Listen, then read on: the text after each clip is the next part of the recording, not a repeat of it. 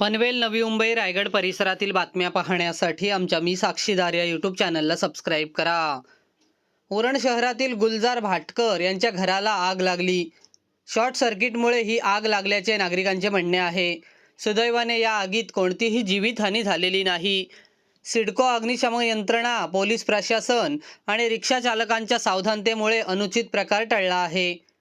उरण शहरातील राजपाल नाका येथे आज दुपारी 4:15च्या सुमारास गुलजार भाटकर यांच्या घराला अचानकपणे आग लागली।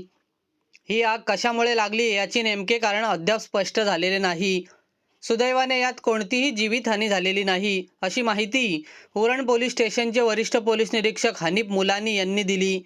या आगीवर सिडको अग्निशमन यंत्रणांच्या फायर ब्रिगेडने नियंत्रण मिळवले असून सिडको अग्निशमन यंत्रणेचे अधिकारी कर्मचारी यांनी घटनास्थळी युद्धजन्य परिस्थितीत आगीवर नियंत्रण मिळवले।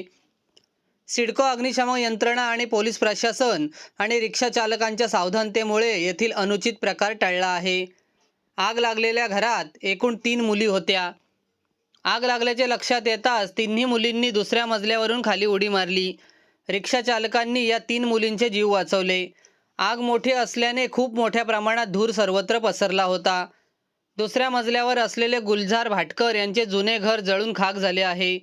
तळमजल्यावर अशोक राजपाल यांच्या इलेक्ट्रिक सामानाचे गोडाऊन होते। त्यात शॉर्ट सर्किट होऊन आग लागल्याचे काही नागरिकांचे म्हणणे आहे।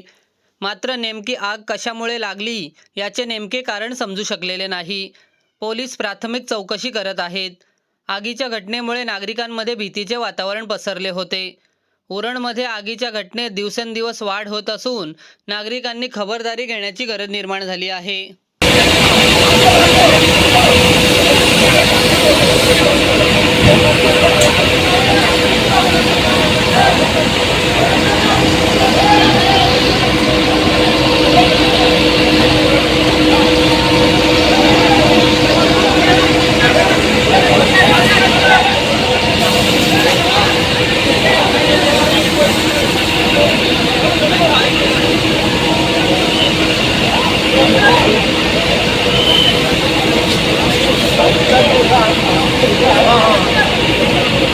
पण इथं पण राहत नाही ना?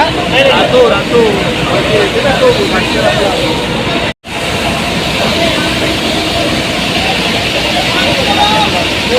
हो, हे घर कोणाचं आहे? हे भाटकरचं आहे, भाटकरचं। हां,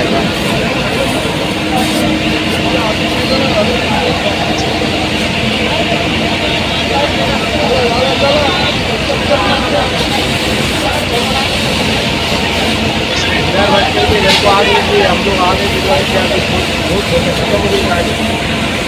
तेरे को फोन करने से अच्छा तेरे को डायरेक्ट बता दिया। दिख रहा है तेरे को, ऊपर दिख रहा है।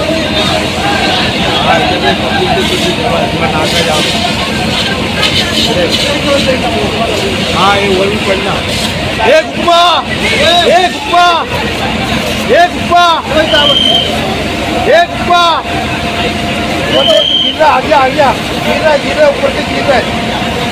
पीछे गुप्पा पीछे।